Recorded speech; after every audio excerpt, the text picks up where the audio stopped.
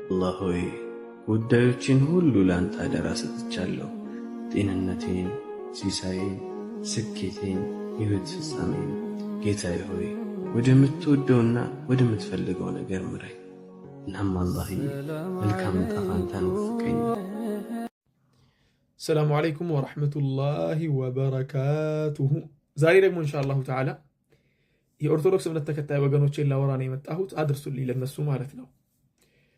የምታስታውሱ ከሆነ የቅርብ ጊዜ ትዝታችን ነው ስለ ሲኖዶስ ጉዳይ። ሲኖዶስ ለሁለት ተከፍሎ የኦሮሚያ ሲኖዶስና እነሱ በዚያ ጊዜ ሲሉት የነበረው የኦሮሚያ ሲኖዶስና የአማራ ሲኖዶስ ብለው ነበር ለሁለት የሰነጠቁት ማለት ነው።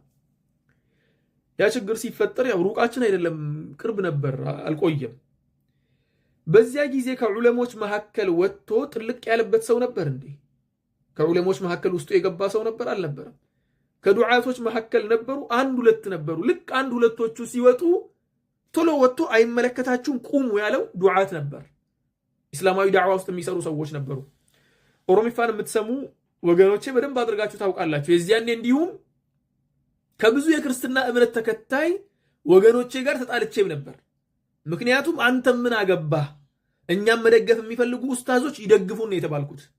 እኔ ግን ያልኩት ምንድነው የራሳቸው እንጀራ ነው ይጋግሩት፣ በቃ የራሳቸው ኬዝ ነው፣ የነሱ ጉዳይ ውስጥ አንገባባቸው። እኛና ክርስቲያኑን የሚያገናኝ ምንድነው መጠያየቅ ነው። በቃ እነሱን መጠየቅ ከፈለጉ መጥተው እኛም መጠየቅ ስንፈልግ የነሱን ሄደን መጠየቅ። ከዚያ ውጭ ግን የግላቸው ኬዝ ውስጥ ገብተን መፈትፈት ስራችን አይደለምና ቁሙ ብዬ ትልቅ ዘመቻ ተከፍቶብኝ በሶሻል ሚዲያ ላይ 10 ምናምን ዓመት ነው ያለሁት። በዚህ 10 ዓመት ውስጥ እንደዚያ ቀን ወላሂ العظيم ዘመቻ ተከፍቶብኝ አያውቅም። እንደዚያ ቀን ዘመቻ ተከፍቶብኝ አያውቅም። ሜንሽን የተደረግኩባቸው ቪዲዮዎች ብቻ በመቶዎች የሚቆጠሩ ነበሩ። በጣም ስሰደብ ነበር። ለምን ነበር የተሰደብኩት? አይመለከተንም ተው ስላልኩኝ ነበር።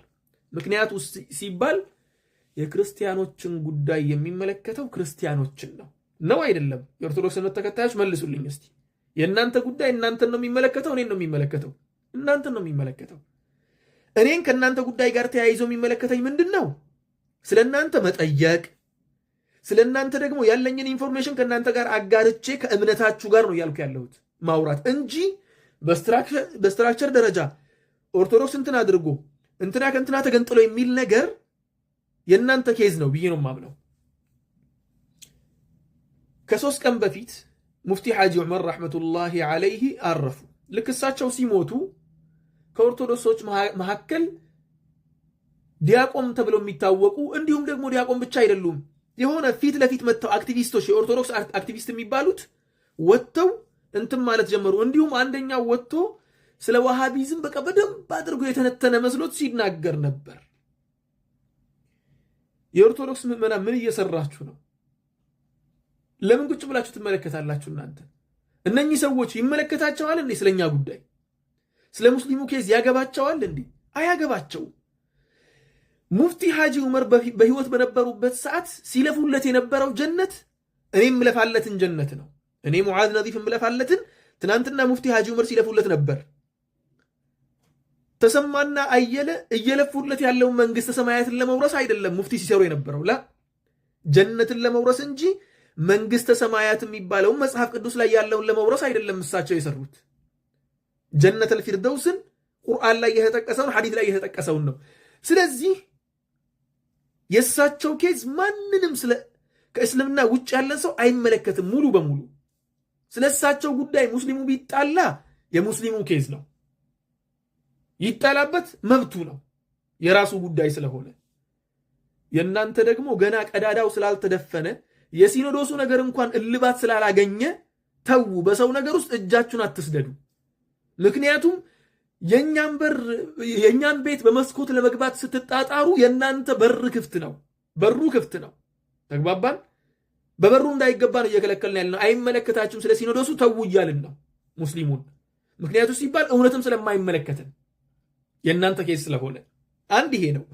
ሁለተኛ ነጥብ ደግሞ የኦርቶዶክስ እምነት ተከታዮች ሆይ አንድ ነገር ልጠይቃችሁ። እናንተ ከእናንተ አስተማሪዎች የምትፈልጉት ለተነሳው ጥያቄ መልስ መስጠት ነው? መንደር ውስጥ እየዞሩ ወሬ መሰብሰብ ነው?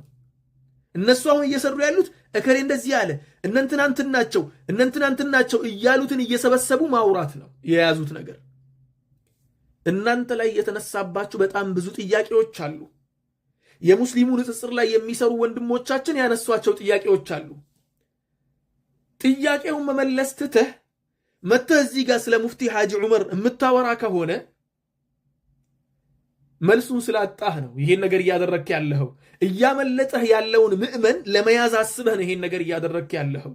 ምእመኑ ደግሞ ካንተ የሚፈልገው ሰፈር ውስጥ ሄደህ መንደር ውስጥ እየዞርክ ወሬ እንድትሰበስብ ሳይሆን መልስ እንድትሰጥለት ነው። ስለዚህ ወሬ መሰብሰቡን ተዉና ቤታችሁ በሩን ከፍቶ እየጠበቃችሁ ስለሆነ፣ በነገራችን ላይ ጥያቄው የሚረሳ አይምሰላችሁ። የኢየሱስ ማንነት ጥያቄው እንደተነሳ ነው ያለው። አሁንም የመጽሐፍ ቅዱስ የአምላክ ቃል አይደለም የሚለው ነገር ጥያቄው አሁንም ድረስ እንደተነሳ ነው። ያ ብቻ አይደለም፣ ሁሉም በፊት ያነሳናቸው ጥያቄዎች አምላክ አንድ ነው ሶስት የሚለውም ጥያቄ እንደዚያው አፉን ከፍቶ እየተቀመጠ ነው። ማንም አልመለሰው። በማስረጃ መመለስ አልተቻለም እስካሁን ድረስ። እንዲሁም እኮ አንዳንድ ኡስታዞች እኮ በማስረጃ መመለስ የኦርቶዶክሱ ክፍል በማስረጃ መመለስ ስላልቻለ አንዳንድ ኡስታዞች እነሱ ናቸው እኮ የኦርቶዶክሱን ለኦርቶዶክሱ እያስረዱ ያሉት። እኛ መጽሐፍ ቅዱስ ላይ ያገኘነው ይሄንን ነው፣ እስቲ መልሱ ያለው ሰው ያምጣልን እያሉ ነው። የራሷ አሮባት የሰውን ታማስላለች እንዳይሆንባችሁ ጥያቄያችሁ እንዲህ አፉን ከፍቶ ተቀምጦ የእናንተ ስራ ጥያቄውን መመለስ እንጂ መንደር ውስጥ ዞሮ ወሬ መሰብሰብ አይደለም። ወሬውን ተዉት። ባለጉዳዮቹ አሉ። ባለጉዳዮቹ አልሞቱምና እሱን ትታችሁ ወደ ራሳችሁ ተመለሱ። ሌላኛው ደግሞ ወደ ሶስተኛው ነጥብ ስናልፍ ሐቁን እናውራ ከተባለ ማን ነው አሸባሪ? ማን ነው ጽንፈኛ? ማን ነውስ ገዳይ? ማን ነው ነፍሰ በላ?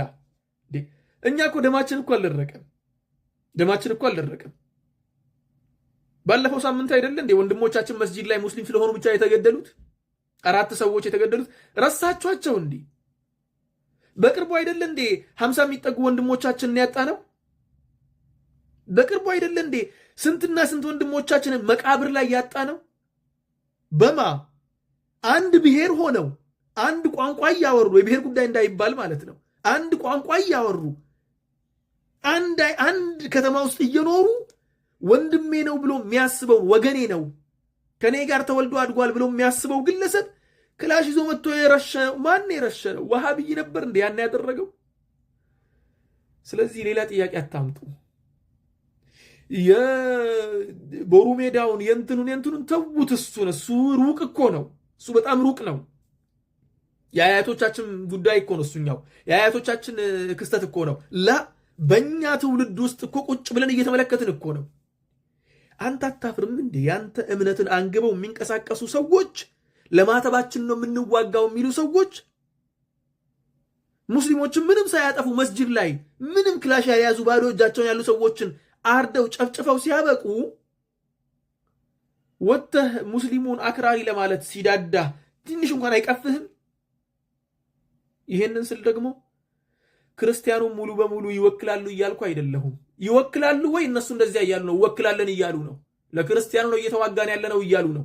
እኔ ደግሞ ይወክላሉ እያልኩ አይደለሁም። ምክንያቱም ምላሴ በጣም ጨዋ ስለሆነ፣ ምላሴ ስድ ስላልሆነ ስርዓት ስላለው ማለት ነው። ስለዚህ ምን ልላችሁ ነው የምፈልገው፣ እንዲህ ያሉ ስርዓት አልባ የሆኑ ሰዎችና የማይሆን ንግግርን የሚናገሩ ሰዎች ወደ ቤት እንዲዘወር ማለቱ በጣም ጠቃሚ ነው። ምን እየተሰራ እንደሆነ ከረሳኸው ላስታውስ ብዬ ነው 1 2 የነካካሁት። ከነ ማስረጃ አምጣ ከተባለ ከነ ቁጥር ነው የምንጠቅሰው። 1 2 3 እከሌን እዚህ ጋር እንዲገላችሁ በሚል ማለት ነው።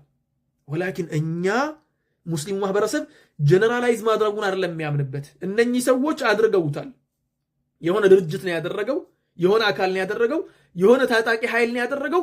ታጣቂ ኃይሉ ግን ራሱን ዲፋይን የሚያደርግበት መንገድ ኦርቶዶክስ ነኝ፣ ኦርቶዶክስ ነው የምከላከለው፣ ኦርቶዶክስን ለማስፈን ነው የምዋጋው እያለ ነው። ብዙ ኦርቶዶክሶችም ደግሞ ያምኑበታል ያንን ነገር። ጀነራላይዝ ማድረጉ ከብዶን አይደለም፣ እንደ አንድምታው ካየ ነው ማለት ነው። ወላኪን ጀነራላይዝ ከማድረጋችን በፊት እንደነገርኳችሁ ነው፣ ምላሳችን ስድ አይደለም። ለምንናገረው ነገር ሚዛን እየሰጠን ነው የምንጓዘው። አንድ በአንድ ምን እየተናገርን ነው፣ ምን እያልን ነው ነው የምንሄደው። ስለዚህ ምላሳቸው ያልተገሩ ሰዎችን አደባ ሲይዙልን። በኦሮሚፋ ደግሞ አንድ አባባል አለና መራታ ኢፊ አቡመቱ ይለታ ይባላል። የራስን እብድ ቤተሰብ ነው የሚያስረውና እሰሩልን ለማለት ነው የመጣሁት። እነኚህ ሶስቱ ነጥቦች አትርሱ። የራሷ አሮባት የሰውን ታማስላለች። ሶስቱ ነጥብ ውስጥ ይገባል ያውን ያለው። አመሰግናለሁ እላችኋለሁ። ሰላም ሁኑ። የለይ በጎ ስራ የሚያመጻድቅ ባሪያህ ደካማ ነኝ ታውቃለህ ኻሊቅ። ይቅርታና ምህረት ለመንኩ አብርሬ እስከ ዛሬ ድረስ በወንጀል ታጥሬ አቅቶኝ መራመድ ተይዞ እጄና እግሬ ኻቲማ ታሳጣኝ እንዳልሞት ከስሬ አስተግፊሩላህ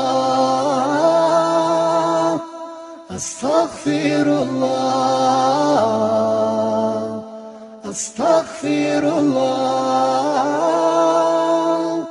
አስተግፊሩላህ አስተግፊሩላህ አስተግፊሩላህ አስተግፊሩላህ من كل ذنب تبت إلى الله أستغفر الله أستغفر الله